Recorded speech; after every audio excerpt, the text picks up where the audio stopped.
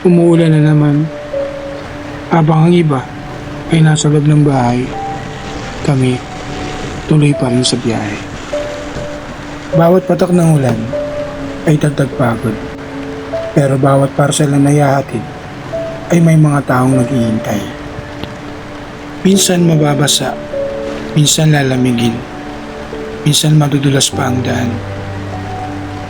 Pero kailangan pa rin maging maingat dahil may pamilya rin naghihintay sa aming makauwi ng ligtas.